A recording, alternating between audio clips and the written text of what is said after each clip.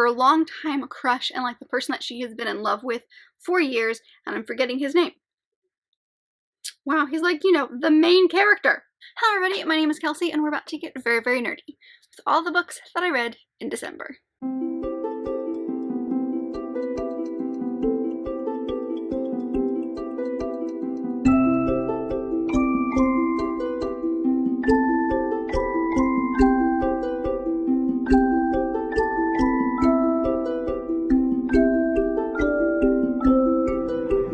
So today it is time to finally wrap up all of the books that I finished out 2020 with, all the books that I read in December. Now this is a smaller list than the past few months. I've been roughly about 12 books a month for quite a few months. But in December I only ended up reading 8 books. Now I was also doing Christmassy things.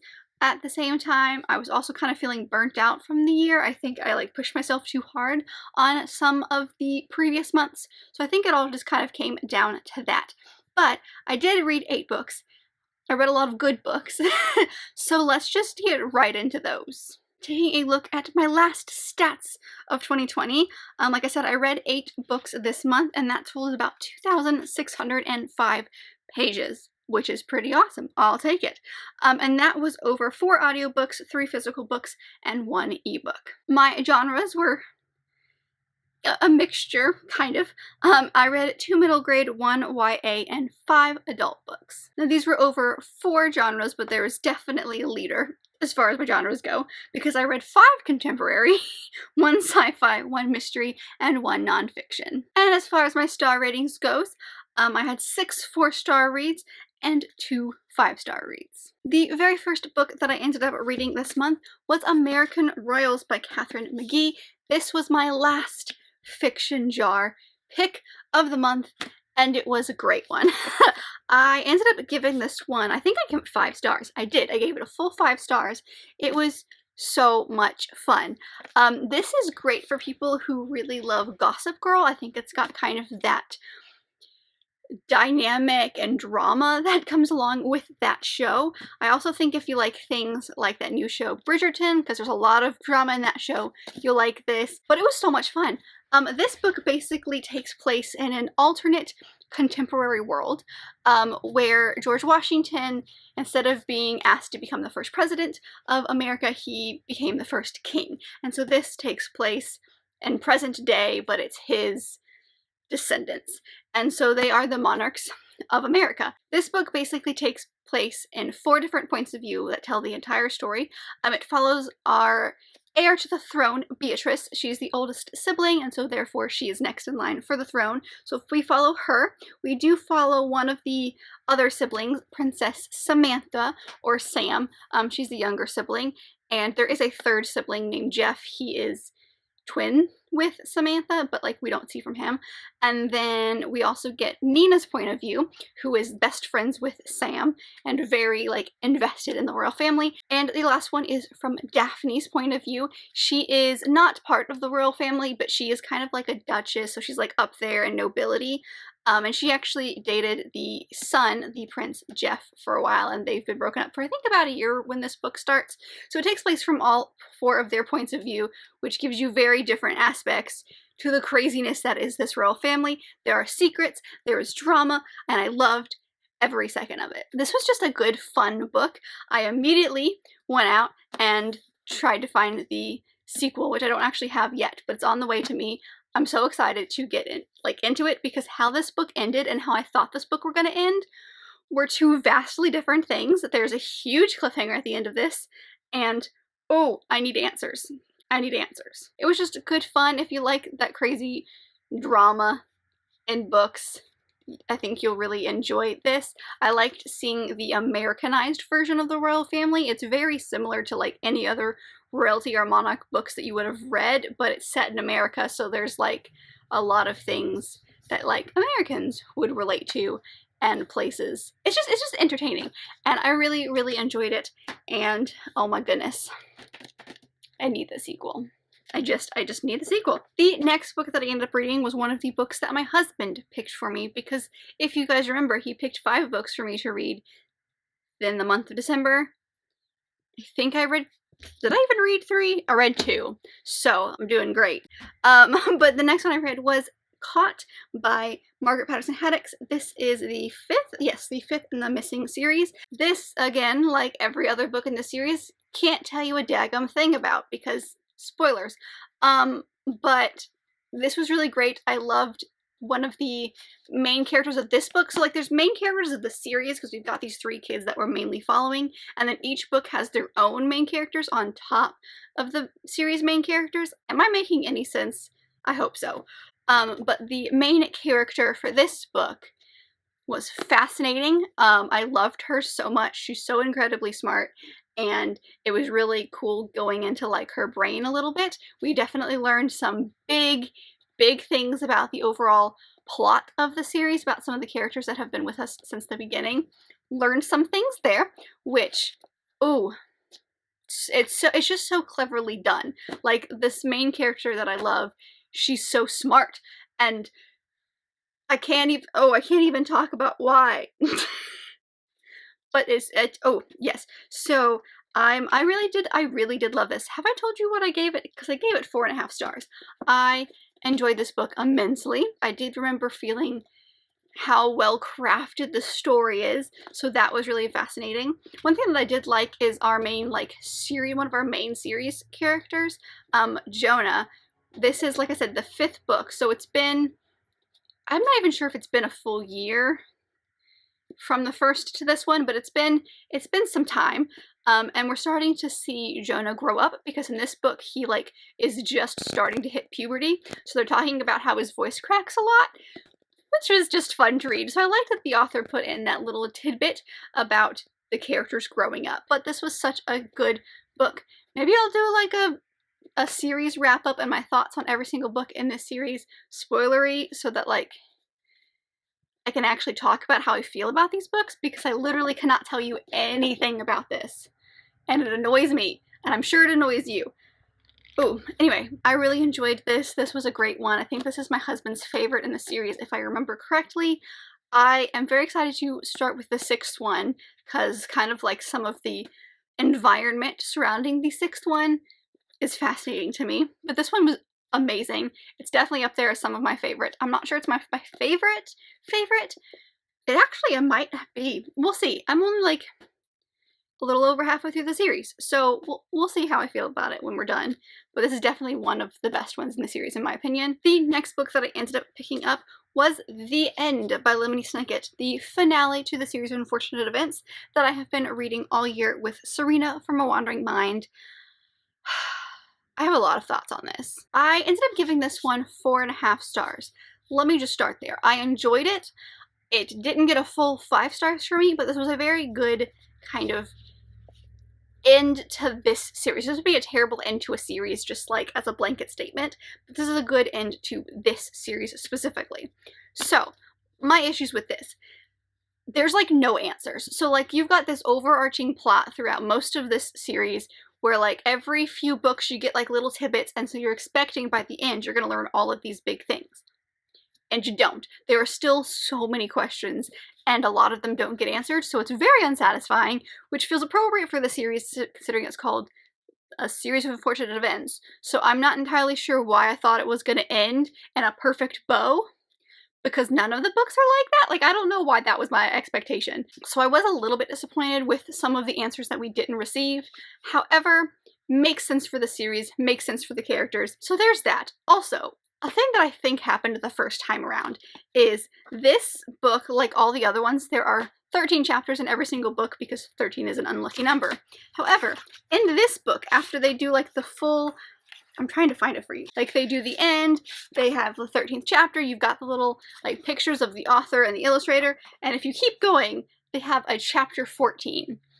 I am pretty sure when I read this the first time, I did not read chapter 14, or just didn't register that it was there, because there is a huge plot, not twist, well I guess it could be a plot twist. There's something that's revealed at the very end of this book, literally the last page, it might even be the last word. It is. It's the last word. And it kind of leaves you words. And so that's such a big plot thing that I feel like I would have remembered.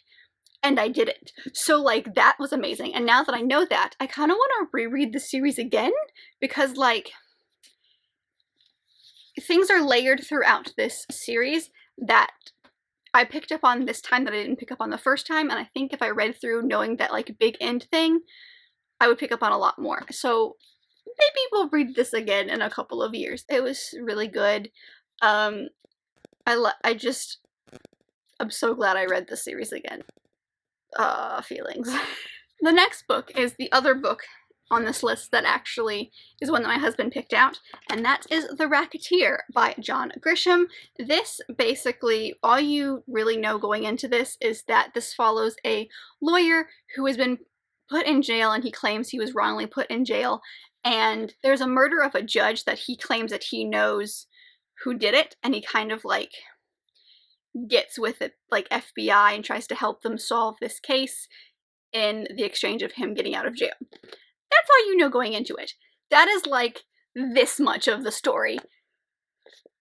This book was so cleverly done. It, even, like, little teeny tiny details from the beginning, come full circle in the end. Like, there's even something that my husband mentioned that I didn't even pick up on, and I was like, oh my gosh. Full circle. So, like, everything is important in this book. So he is fabulous. I really enjoyed this so much. It's like, I don't know if you guys have ever seen the show Leverage. This is what this reminds me of. It gives you the feeling of a heist, even though there's not really a heist happening within these pages, but, like, that's the feeling I get throughout it. And it was just fascinating. Oh my gosh. I also really enjoyed kind of what this author has done as far as the writing goes, and I've never seen this before, and I quite literally just finished a book before filming that does the same thing, and I've never seen it before this book, and that is a switching of writing. I don't even know, what's the right word for this? Basically, it switches from first person to third person, back and forth, depending on what's happening. So if you're with the lawyer, and you're in the lawyer's head, and you're going through what the lawyer is going through, you're in first person, you're learning about that. If we switch to something that's happening somewhere else, like the FBI is interrogating somebody, that's all in third person. So that's like his way of telling you, hey, this is an important thing that's happening, but our main character doesn't know about it because he's not there. And I love that. I think that's so smart to do that. And I've never seen that before. And I've literally read it twice now. I would suggest not listening to the audiobook of this. Now, the narrator was fantastic, but it only had one narrator, so when he switched from first to third person, it got really confusing. So if you're going to listen to the audiobook, do it while you physically read. That is my suggestion for you. But this was so smart, and quite literally everything gets wrapped up in the last 2 chapters, and you're confused until the very end, and then everything makes sense. Like, even what the main character is doing, you're like, why is he doing these things? And I was literally complaining to my husband about why he was doing these things, and then everything was explained. And I was like, now I feel stupid because this guy's a genius. He's a great writer. I understand why my husband loves him now. Really enjoyed it. Ooh. I think I like thrillers now, so that's a thing that's happening. I gave this 4.5 stars. I don't know if I told you that, but I gave it 4.5 stars. The next book was my last nonfiction book of the year, the last one from the nonfiction TBR jar, and that is When God Winks at You by Squire Rushnell. Please ignore the fact that there is still a sticky spot on this book that I can't figure out how to get off yet. Anyway, this is a book that I adored. I ended up giving 4 stars to, because I did really enjoy my time reading this, but this is such a subjective rating because this is such a personal book. Squire Rushnell is a Christian author, and he has come up with this God winks theory, which is his way of explaining coincidences and how something may seem like a coincidence, but is it really? And so I liked that philosophy a lot, which is what drew me to this book to begin with, but I wasn't really sure what I was getting into. This book is just a collection of stories of people explaining and sharing their kind of what they call God winks, and situations that seem like coincidences, but may actually have been not so coincidental. I really enjoyed it. It was not what I expected, like I said, and I really enjoyed that there was a lot of stories so that like you could go through reading it and kind of make up your own mind on whether or not you believe what's going on. I don't know, like it was just a very feel-good book in my opinion because of all of these feel-good stories, and I enjoyed my time reading this. Literally not much to say on it because it is such a personalized experience. I am glad that this is the copy that I picked up, because if it was, I don't know, like it wasn't an explanation, he wasn't explaining all of these things. He did a little bit at the beginning just to kind of explain to you what like a God wink to him is, but it was just story after story, small 2-page story, and these are like tiny pages too. So they're like hundreds of stories within this book, and it was just a fun experience. It was a feel-good book. It put me in a good mood. I really enjoyed it. Alright, now we're getting into my Christmas reading. So the next book that I picked up was In Holland Days by Christina Lauren. I did a fancy Christmas vlog of this book. If you want to, I know it's after Christmas, it's way after Christmas, but if you want to see all the Christmassiness and my thoughts on In a Holland Days, like in detail, I'll like link that above somewhere. But I did end up giving this one 5 stars. I really loved this story. So this basically takes place in a cabin in Utah. Our main character May, her family, and a couple of other families that they've just been family friends with for years, and they go to this cabin for every Christmas, and this was just the next one. And as they're driving away from the cabin, some things have happened, and our main character May basically asks the universe to show her what would make her happy, and then her family gets in a car accident and she's sent back in time on the plane on the way to Utah for the week to begin. It's a very much like Groundhog Day time loop story where you're kind of reliving the same time period again. However, it's not one day, it's like 1 week over and over, and it was just I loved this so much. So this mainly takes place between May and really one brother. There's 2 brothers that are important, but one brother of this other family. It's Andrew. Wow. Andrew and his brother Theo. Now Theo is a huge part of the plot, but he's barely there. So I was like a little confused because I don't know, the back made it sound like he was going to be a much bigger deal. They made it sound like it was going to be a much bigger deal, and he like barely shows up. He's only there for like conflict, and he has like no personality. So like he wasn't great, and some of the things that happened in like the last chapter I felt like rushed things a little bit. So there's definitely problems with this book, but I still give it 5 stars because I had an amazing time reading it. I forget how much I love their writing style until I read books by them, because the inner monologue of our main characters are always so funny. They always phrase things in a different way that I would have never thought to phrase them, but makes sense. And like you read it and you go, that's exactly what that situation is like, but I would have never thought of it that way. And I just really love them. Okay, they're great. And I stand by them. So yeah, highly recommend if you are looking for a Christmas romance for next year. Would recommend this one. It was very good. The next book was the other one that I was trying to read in that vlog. Failed at, but read, you know, and finished like Christmas Eve, I want to say. And that is Royal Holiday by Jasmine Guillory. This one ended up getting 4 stars from me because I enjoyed this quite a bit. There was a lot about this book that I really loved. So this follows our main character Vivian, whose daughter gets hired by a duchess in the royal family over in England to dress her for the holidays. This daughter asks her mom to come with her, and so Vivian decides to do that. And while the daughter is dressing and actually like doing the job, Vivian is there just to relax. She has never really had a vacation, never really taken time for herself, so she decides to do that. And she strikes up a conversation with the Queen's, oh, what's his title? I always forget his title. So it is the Queen's private secretary that just happens to be around at this time, and they strike up a conversation. He takes her on a tour of the grounds that they are currently at, and a flirtatious romance strikes up between these 2 people. The thing that I loved about this book, there are things that I hated and things that I loved. Things that I loved about this book is that our main character is in her 50s, which I love. I love that our main character in an adult romance is not in her 20s or 30s. It's a very different perspective that I've ever seen, which I loved.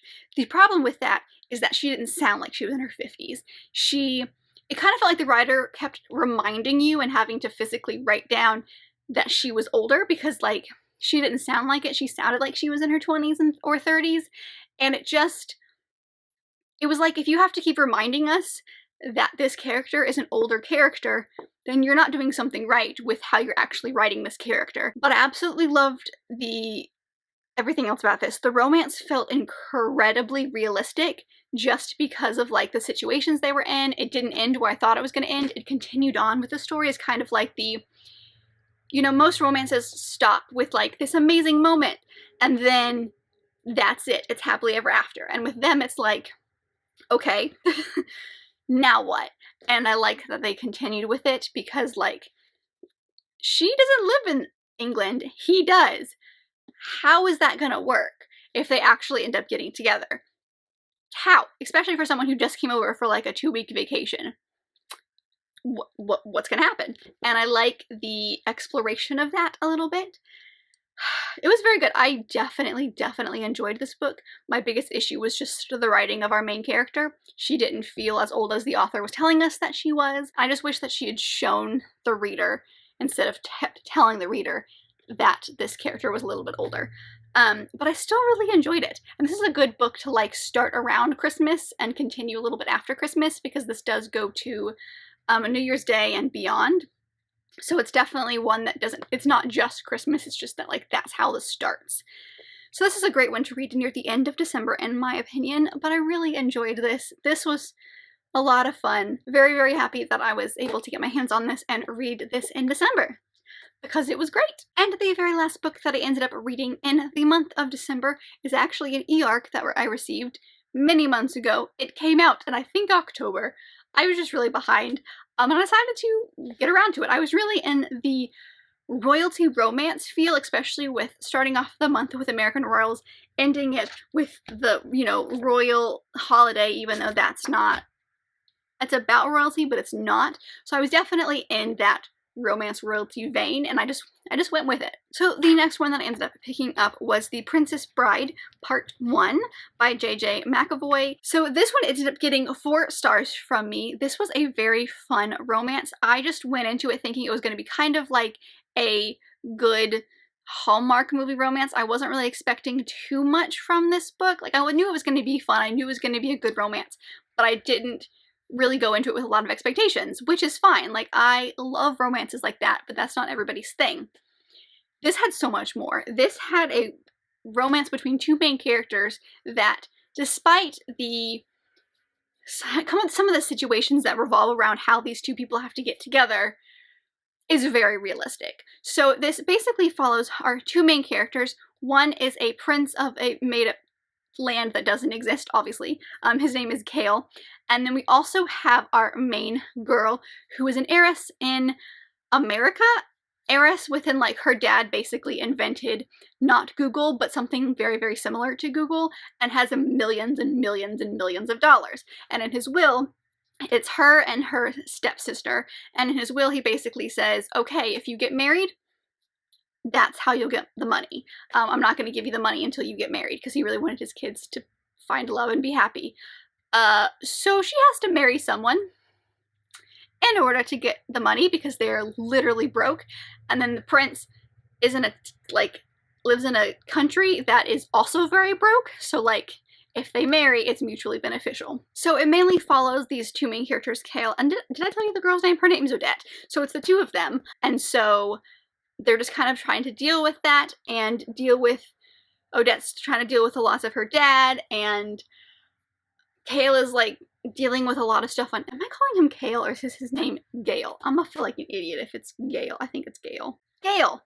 His name's Gale. It really follows their romance. Like, they've been put in this situation that's not ideal for either of them. They don't love it at first, and they have to deal with it. And throughout that, the romance that blossoms is very slow-paced. It is realistic for the 2 of them. It just kind of makes sense for people who are in this situation. They don't really, like, rush into anything. Now, my favorite part of this entire book is that it did something a romance book has not done in almost years. It surprised me. There is a huge, huge plot twist at the end of the first book that kind of sets off the events of what's to come in the sequel, which I, like, need to read now. And I didn't see it coming, and I loved it. Like, I hated it, but I loved it. You know what I mean? Like, what happened, I didn't love. What became of it, I loved. There's conflict, and there are things to come in the sequel, and by golly, I loved it. So, I will leave my Goodreads review linked down below because I cannot make sentences right now. It was great. I enjoyed it.